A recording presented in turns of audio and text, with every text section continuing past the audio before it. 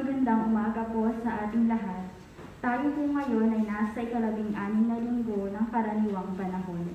Isama po natin sa ating panalangin sa araw na ito ang pasasalamat at personal na intensyon na Candy Amabel Rodriguez and family, Teresa Ferrer and family, Rosauro Asilio, para sa biyaya ng buhay ni Marilyn Ogot, Imelda Bernardino, Odi Carl Castillo, para sa mabilisang paggaling ni Jeremy Bongat, Luz Domingo Williams, Arlen Magtoto, Ann Seychelle, Lydia Mendoza, at para sa mga kaluluwa nina Vicente Asilio Jr. and Sr., Agapita Isabelita, Salustiano, Alex Pepin, Nenita Asilo, Noel Sangco, Adelaida Pangan, Gideon Paje, Wilfredo Jose Pelubelio, Ernesto Rosario Hornada, Fermina Largin, Eugenia Pascual, Rodolfo Susanita Bulosan,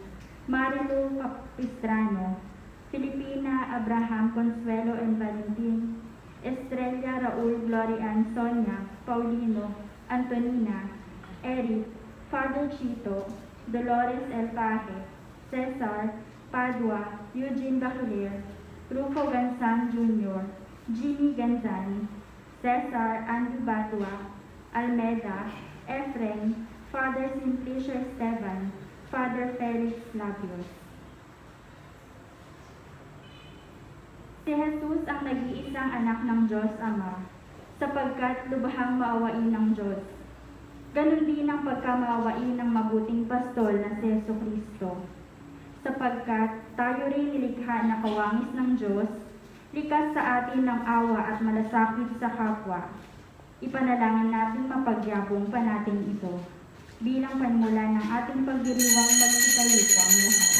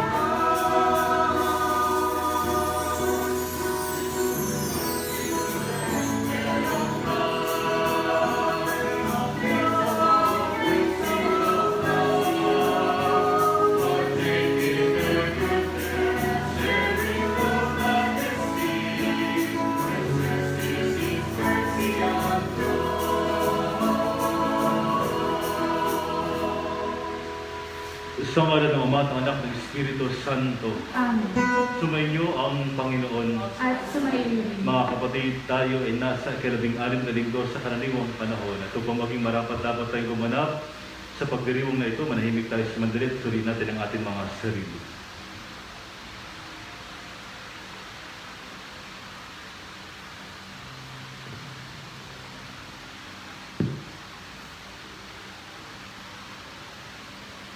Panginoon, ikaw ang aming daan patungo sa Ama. Panginoon, kaawaan mo kami.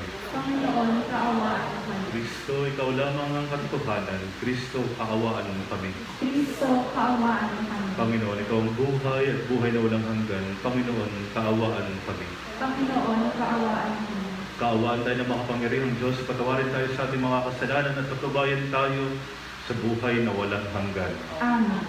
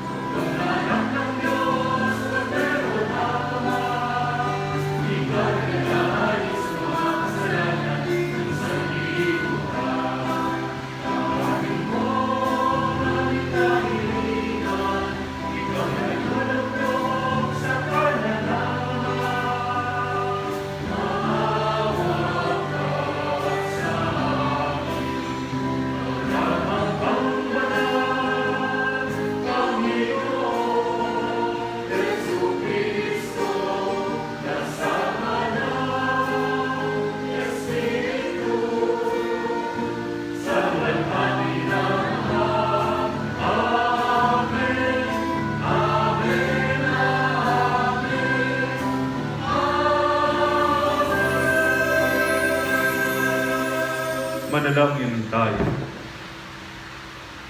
Ama naming makapangyarihan, kalugdan mo kami at pagbigyan na magkamit ng kaloob mong karagdagan upang sa maalab naming pananalig, pag-asa at pag-ibig, kami mamalaging tumatalima sa iyong kautosan sa pamamagitan ni Jesucristo, kasama ng Espiritu Santo, magpasawalang hanggan. Amen. Magsiupo po ang lahat at makinig sa pagpapahayag ng salita ng Diyos. Sa halip na ipagtanggol at busugin ang bayan ng Diyos, inabuso ng mga hari at ng mga pinunong relihiyoso ng Huda ang kapangyarihang ipinagkaloob sa kanila. Inilagay nila sa panganib ang mga tao, nakialamang Diyos at nangako ng kaligtasan para sa kanyang bayan. Pagbasa mula sa aklat ni Propeta Jeremias. Parurusahan ng Panginoon ang mga namumunong walang malasakit sa kanilang mga nasasakupan at pinababayaang ang mga ito'y mangalat at mamatay. Ito ang sabi ng Panginoon, ang Diyos ng Israel, tungkol sa mga tagapanguna ng kanyang bayan. Pinapangalat ninyo at pinabayaan ang aking kawan, hindi ninyo sila binantayan, kaya't kayo'y parurusahan ko dahil sa inyong ginawang ito. Ako na ang magtitipon sa nalabi sa aking mga tupa mula sa lahat ng lupain pinagtapunan ko sa kanila.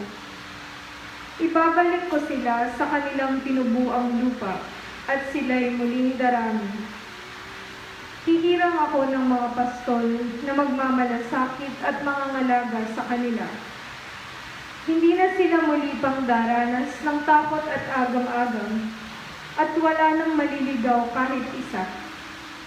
Akong Panginoon ang may sabi nito. Nalalapit na ang araw, sabi ng Panginoon, na pasisibulin ko mula sa lahi ni David ang isang sangang matuwid, isang hari na buong karunungang maghahari. Paiiralin niya sa buong lupain ang batas at katarungan. Magiging matiwasay ang Huda sa panahon ng kanyang pamamahala at ang Israel ay mapayapang mamumuhay. Ito ang pangalang itatawag sa kanya. Ang Panginoon ay matuwid. Ang salita ng Diyos. Salamat sa Diyos.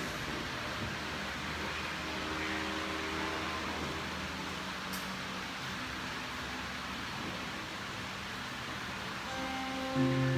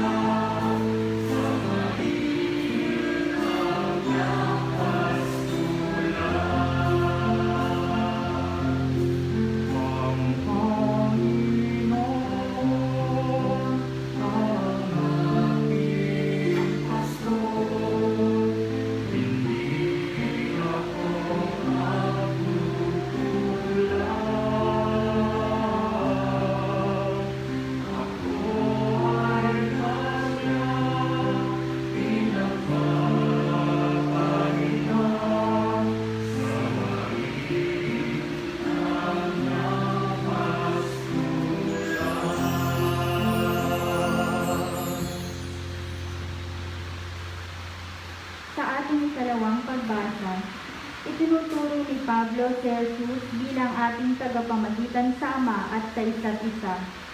Siya ang nagbuwag sa lahat ng balakid na naghihiwalay at naglalayo sa atin sa isa't isa. Pagbasa mula sa sulat ni Apostol San Pablo sa mga taga-Efeso. Mga kapatid, ngayon, dahil sa inyong pakikipag-isa kay Kristo Jesus, kayong dating nasa malayo ay nailapit sa pamamagitan ng kanyang kamatayan.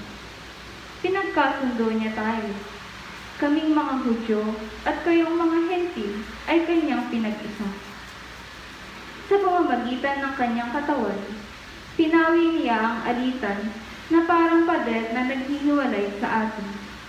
Pinawalang bisa niya ang kautosang pawang mga utos at tuntunin upang pag-isahin sa kanya ang dalawang bayan at maghari ang kapayapaan. Sa pamamagitan ng kanyang kamatayan sa krus, pinakasan niya ang alitan ng dalawang bayan. Kapwa pinapanumbalik sa Diyos at pinagbuklod sa isang katawan. Naparito si Kristo at ipinangaral sa lahat ang mabuting balita ng kapayapaan. Sa inyo mga Hentil na malayo sa Diyos at sa mga Hudyo na malapit sa Kanya. Dahil kay Kristo, tayo'y kapwa makakalapit sa Ama sa pamamagitan ng Espiritu. Ang salita ng Diyos. Salamat sa Diyos. Magsitayo po ang Diyos.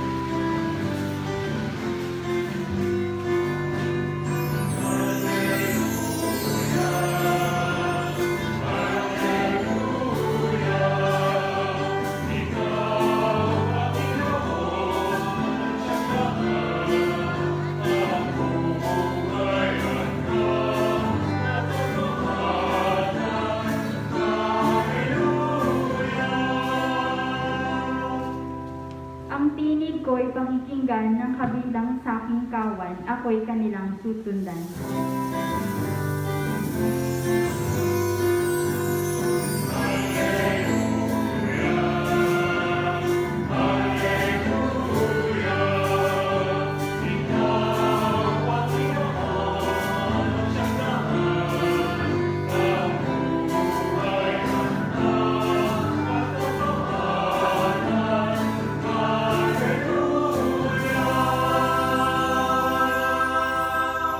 Sumainyo ang Panginoon. At sumayin, Ang mabuting balita ng Panginoon ayon kay San Marcos. papuri sa iyo, Panginoon. Noong panahong iyon, bumalik kay Jesus sa mga apostol at inulat ang lahat ng kanilang naisagawa at naituro.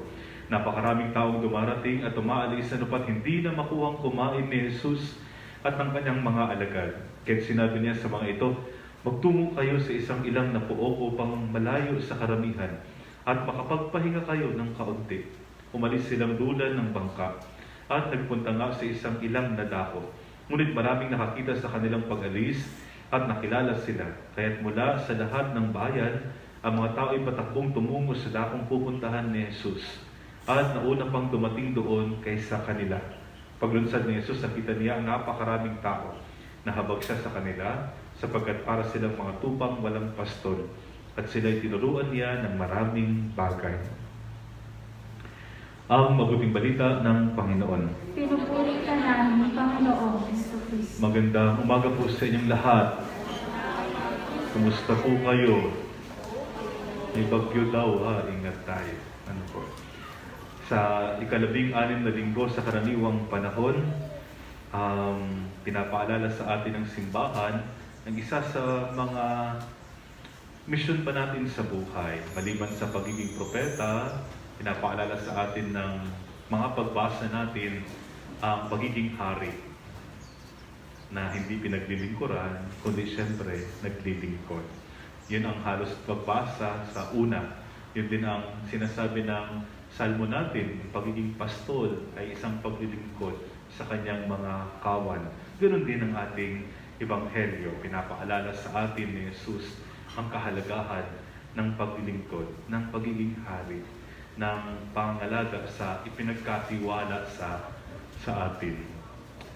Mag-e-eleksyon, pagdasal natin yung mga tatakbo, Tatakbo pa lang sila, pagdasal na natin. No? Kahit yung mga hindi tatakbo pagdasal pa rin. Kahit yung mga nagkukunwari lang, kaya naman yung nang bablab o nananakot. Pagdasal natin, sana ma-purify yung kanilang mga intention. At syempre, pagdasal din natin ang ating mga sarili na tayong boboto. Kasi baka mamaya mabudol-budol tayo ulit. Alam nyo naman, no? Magagaling na ngayon di ba? Mahuhusay na. Kaya sana, pagdasal din natin ang ating mga sarili. Pag minsan, may mga matatamis na pangako. Siyempre, ang mga pangako talaga matamis, masarap, maganda, mabango. O, yun nga, mabubudol nga tayo. Kaya, kaya ingat tayo. Galingan natin. May pag-asa tayo. May paparating tayong pag-asa, gamitin natin iyon. Para lalo maging mabunga at umunlad ang ating bansa. At talagang mag-unite tayo. Yung ating ebanghelyo ngayon at yung paalala ng ating simbahan ngayon ay ang paglilingkod ay hindi basta-basta lamang iyan. Alam niyo sa simbahan, meron tayong tinatawag na triple discernment. Hindi ko alam kung pamilyar kayo doon. Anong gagawin para sa leader ng simbahan? Medyo yung iba hindi pa halos ginagamit. Yung iba ginagamit nila. Yung iba ginamit pero hindi na ituloy. Paano yung triple discernment? Yung magkaroon pa rin ng votation, kakaroon ng botohan, ganyan, blah blah blah. Tapos yung first 3 na pinakamataas na boto, susulatan ngayon ng pari.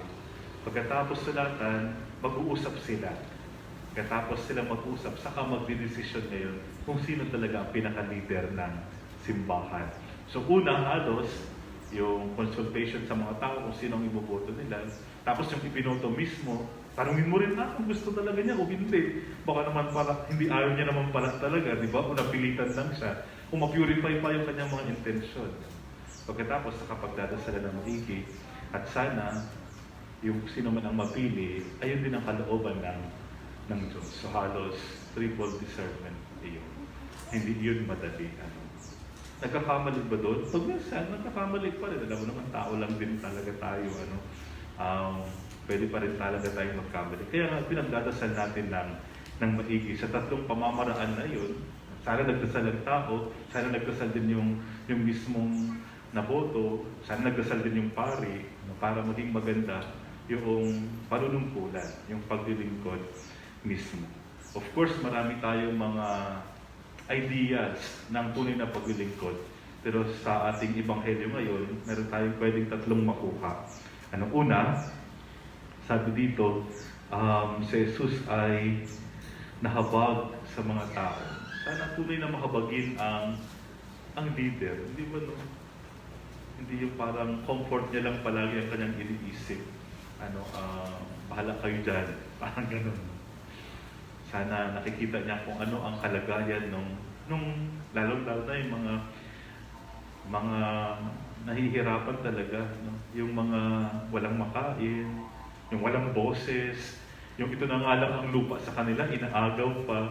You know what I mean? Nakakalungkot yung ganun. Sana makita yun ng isang leader na may pangangailangan talaga at sana maiangat ang bawat isa. Sabay-sabay sana umunlad at maging mabuti at maganda ang buhay. Ayun ay kung yun nga, nahahabag sa pangangailangan ng leader ang kanyang nasasakupan. Pangalawa, sila'y tinuruan niya. Importante, turuan natin ang bilang mga leader sa ating maliit na pamamaraan. Sana matuto tayong magturo. Yung mga anak natin, sa pag bumalik na yung face-to-face, huwag niyong bitbitin lahat ng gamit nila papunta sa school. Ipabitbit niyo sa kanila. Kung magbitbit mo lahat ng libro, notebook, baon, tapos yung anak mo, nandiyan na lahat. Hindi maganda yun, Sa text lang ng text. Huwag ganun. Turuan natin sila para maging matibay sila, di ba? Mahirap ang buhay. Dapat alam nila yun. Hindi tayo habang buhay na kasama nila. Kawawa sila kapag hindi sila natuto. May digma ang paparating.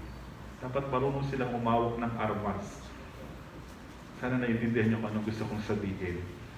kawawa sila.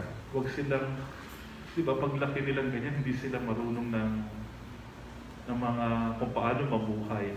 Di ba? Yung apo ko nung nakaraan ay anak ng pamangkin ko, no? sa kuya ko. 5 taong gulang. Sabi, marunong ka na bang magsaing? Of course, hindi pa, no? Pero noon, di ba, grade 2 pa lang o grade 1, no? Ang mga, alam niyo naman ang mga salita ng talagang tumatanda na ako. Nung mga bata kami, mga ganun. Nung unang panahon, huwag niyo namang panin, no? Utusan yung anak niyang magpalit ng yero, ano? Tapos grade 3 pa lang. Huwag naman, no? Mahirap, ano? Mahirap. Pero, uli, naiintindihan niyo sana ako. Turuan niyo sila. Kawawa sila. Pag hindi niyo sila tinuruan. Sana maging matibay ang kanilang buto-buto. Sana ay marunong silang mabuhay kahit nandyan pa tayo o pag wala na tayo. Pangatlo, ang isang mabuting leader din kahit pa paano, ayun, nagpapahinga din. Alagaan yung sarili. Sabi ni Jesus, pumunta kayo sa ilang napuo upang makapagpahinga. Parang napaganda ng imahe na, nag-i-imagine na ba kayo? Boracay, ganyan, Palawan, kwan lang. Hindi naman talaga gano'n. Ang maganda rito ay yung panyo. Ang gamit ng mga religyoso, mag-day off. But day off with the Lord. Diba? Hindi na, kasi pag minsan, totoo, pag nag-unwind ka, nagpahinga ka, pag-uwi mo, gatampak pa rin yung labada mo. Pagod ka pa rin, no? Sa biyahe ngayon, nakakapagod magbiyahe pa rin, no? Pag pupunta ka sa malayo. Siguro ang pinakamagandang day off, ayun nga, day off with the Lord. Isama mo siya sa kwan, di ba? Oo. Kaya nga tuwing linggo, nagsisimba tayo, di ba? Kahit pa paano, mayroon tayong isang oras na pamamahinga. Pagkatapos nito, laban uli, di ba? O this, medyo may lakas tayo. Kasi kasama natin ang Diyos sa ating pamamahinga. Hindi yung namahinga lang tayo. Punta ka sa mall, paikot-ikot ka doon, maglalaway ka. Kulang naman yung, sana gusto mong bilhin lahat, di ba? Pagkatapos mo namang mabili, nang manghihinayang ka naman. Ang laki ng na kwan mo, pagod pa rin. Kasi yun yung magbibigay siya ng pahinga pero panandalian lang. Dilipas. Pero kapag namamahinga tayo kasama ang Diyos, yun ang magbibigay sa atin ng maraming grasya at magiging malakas tayo ng totoo. At makakayanan natin ang mga haharap pa sa atin sa mga susunod na araw. Uli, naalala ko sabi ng mabuting arsobispo ng Pampanga, Labarias. Sabi niya, ang pinuno, kailangan pinuno. Ang ganda ng kanyang play of words. Pinuno ng grasya ng Diyos. Hindi ba? Kung tayo lang, pulang-pulang tayo, alam nyo naman yan. Tapos magbibigay pa tayo, di mauubos tayo, di ba? Kaya pag minsan, pag pagod na pagod tayo, masyado na tayong emosyonal, makikita natin lahat yung hindi maganda. Magagalit tayo sa kasama natin. Hindi naman tayo ganyan palagi. Kasi naubos na tayo. O kailangan, punuin nga tayo ng grasya ng Diyos. At sana uli, ano man ang ating binibigay sa ating tungkulin at responsibilidad sa bahay man, sa school o sa simbahan, sa trabaho, ay yun nga, magampanan natin ang ating tungkulin. Punuin nawa tayo ng grasya ng Diyos sa araw-araw upang maging mabuti tayong pinuno sa maliit nating pamamaraan o sa malaki. Amen. Magsitayo po tayong lahat. Sumasampalataya ako sa Diyos sa mga makapangyarihan sa lahat na may gawa ng langit at lupa. Sumasampalataya ako kay Jesucristo, iisang anak ng Diyos, Panginoon nating lahat, Nagkatawang tao siya lang ng Espiritu Santo. Pinanganak ni Santa Maria ang Birhen. Pinagpakasakit ni Poncio Pilato. Pinako sa krus sa matay ng nilibing. Nanawag sa kanaroonan ng mga yumak. Nang may katong araw ng buhay ng maguling. Umakyat sa langit, halot-lob sa kanan ng Diyos sa mga makapangyarihan sa lahat. Doon nagmumula parito, tukom sa mabubuhay ng matay na tao. Sumasampalataya naman sa Diyos sa Espiritu Santo, sa banal na simbahang Katolika, sa kasamahan ng mga banal, sa kapatawaran ng mga kasalanan, sa pagkabuhay ng maguli ng mamatay ng tao, at sa buhay na walang hanggan. Amen. Sa pamagitan ng kanyang anak na si Jesus, namalas natin ang awa at malasakit ng Diyos, kaya't buong pagtitiwala nating idalangin sa Kanya, Panginoon, kaawaan mo kami dinggin. Panginoon, kaawaan kami dinggin. Pagpalain mo nawa at gawing mga tunay na pastol ng iyong kawan ang Santo Papa, mga obispo, kaparian at mga lider laiko, nang sa gayoy patuloy silang mangalaga ng iyong bayang hinirang at mag-alay ng mga sarili tungo sa kaganapan ng iyong kaharian. Manalangin tayo. Tulungan mo, Diyos Ama, ang mga namumuno sa aming pamahalaan na sundan ng halimbawa ni Jesus na mabuting pastol, maawain, mapagkumbaba, at tapat sa sinumpaang tungkuling pangalagaan ng karapatan at dignidad ng kanilang mga pinaglilingkuran. Manalangin tayo. Tulutan mo nawang madama ng mga taong tigib ng kalungkutan at naliligaw ng landas ang pag-ibig mo sa pamamagitan ng pagkandili at pagtulong ng kanilang mga kapwa-tao. Manalangin tayo. Gabayan mo sa kanilang mga misyon ang mga relihiyoso at relihiyosa nang manatili silang tapat sa iyong kalooban, O Diyos Ama. Naway akayin at tipunin nila ang mga tupang nangalat mula sa iyong kawan. Manalangin tayo. Ipamalas mo, Diyos Ama, ang liwanag ng buhay na walang hanggan sa mga kapatid naming nahinlay. Nang sa gayoy manatiling buhay ang kanilang pag-asang sila'y muling mabubuhay, lalo ng mga kaluluwa ni na Silvestre Yang, Yongko, Antonio Yangko, Mariano Rioncio, Fred Esperes, Ronnie Sencilia, Rudy Filarca at Dado Tabien. Manalangin tayo.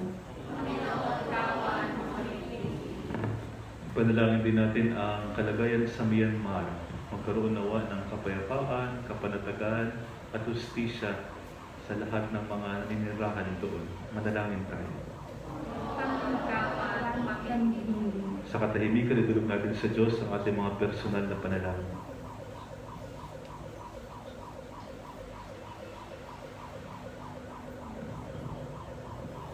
Ama, digin mo ang mga panalangin ng iyong bayan. Punuin mo kami ng iyong kagandahang loob at awa. Inihiling namin ito sa ngalan ni Kristong aming Panginoon. Amen.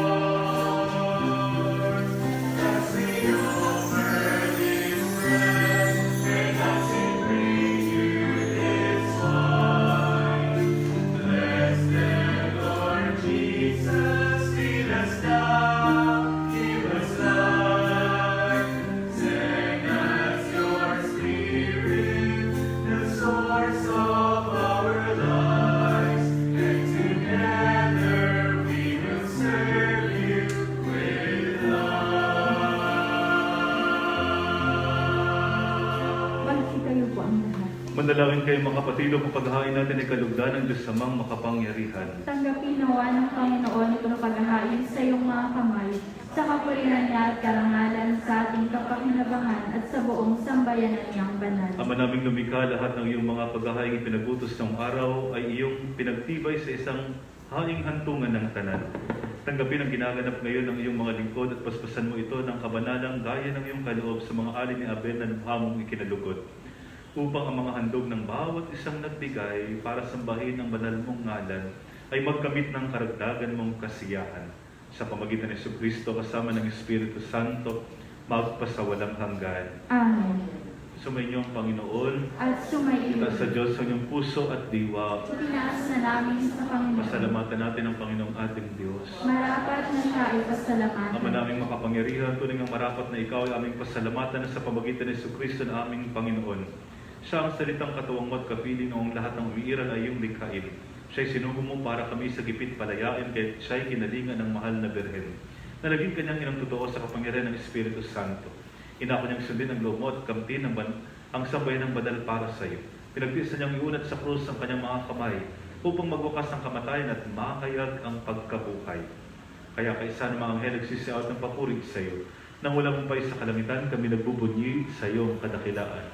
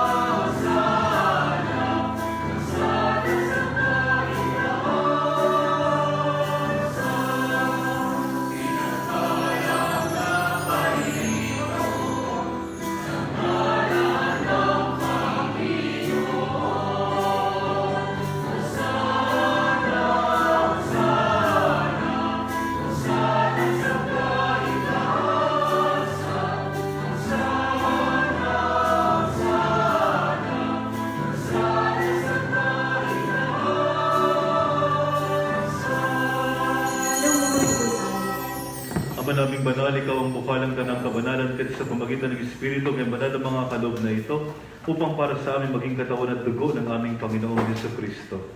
Bago niya pinagtiis ang kusang loob na maging handog, hinawa kanyang tinapay, pinasalamatan kanya, pinaghati-hati niya iyon. Inabot sa kanyang malagad at sinabi, tanggapin niyong lahat ito at kanin, ito ang aking katawan na ihahandog para sa inyo.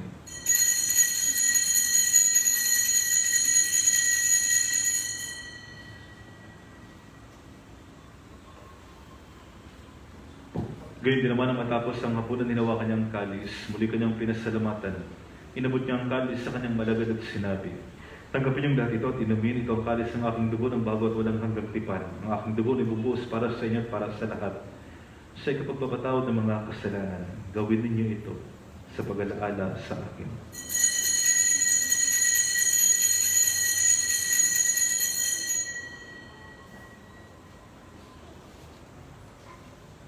Ipagbunyi natin ang misteryo ng pananampalataya.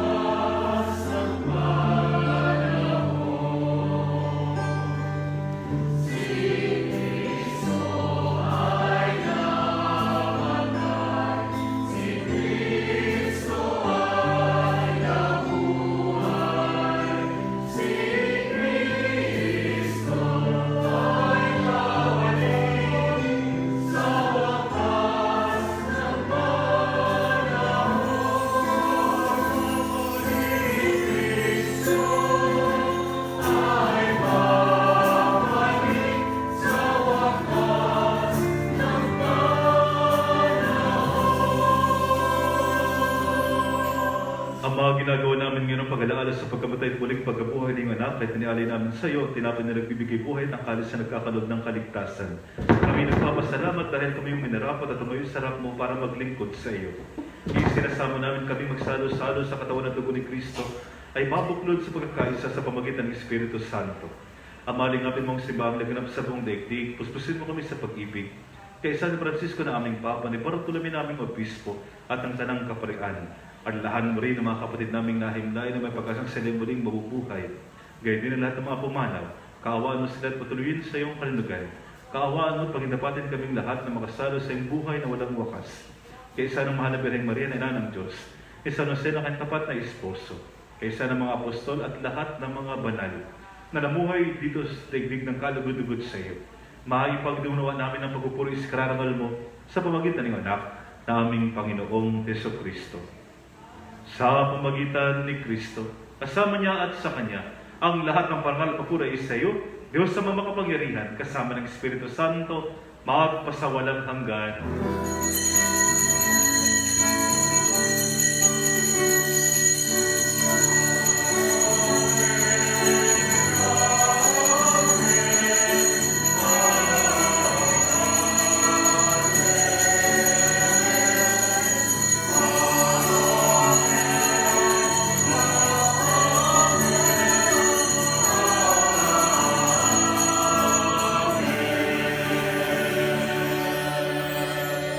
Bilang magkakapatid sa Diyos sama nating nasa langit, tumawag tayo sa Kanya.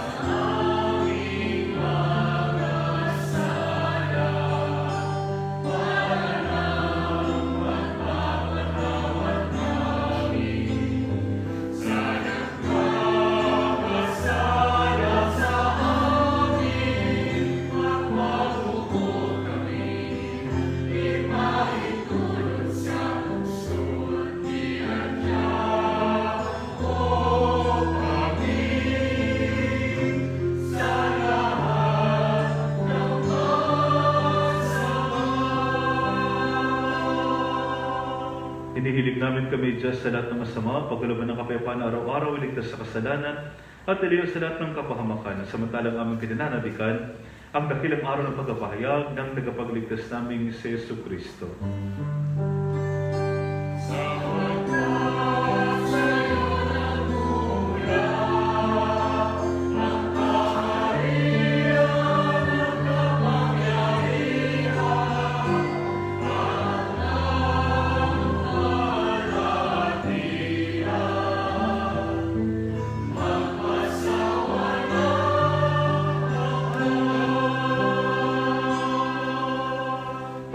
Kristo, sinabi mo sa mga apostol, kapayapaan ang iniwan ko sa inyo. Ang aking kapayapaan ang binibigay ko sa inyo. Tunghayin mo ang aming pananampalataya at huwag ang aming maraming pagkakasalat.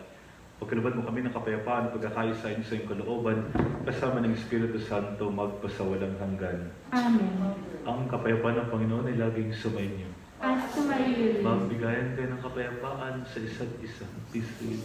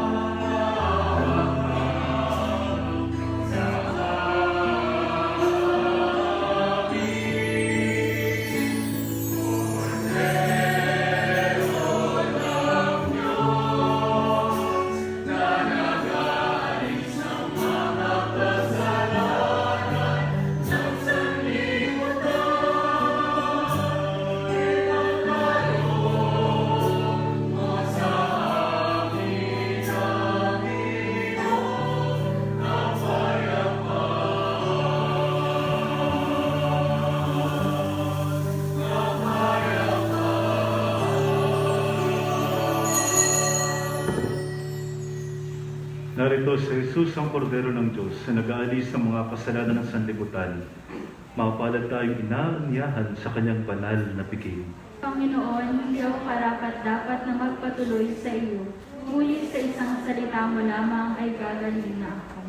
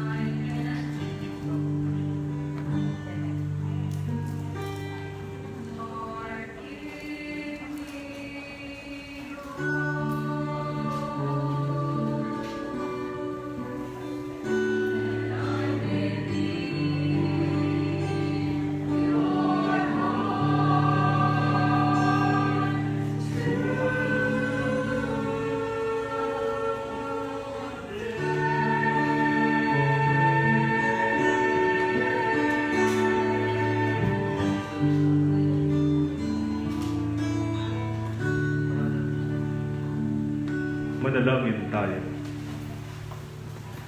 Ama naming mapagmahal, manatili kang kapiling ng iyong sambayanan na ngayon pinapakinabang mo sa iyong sariling buhay at gawin mong kami pasulong na makahakbang mula sa dati naming pagkamakasalanan patungo sa pagbabagong nagdudulot ng iyong kabutihan sa pamagitan ng Jesucristo kasama ng Espiritu Santo magpasawalang hanggan. Amen.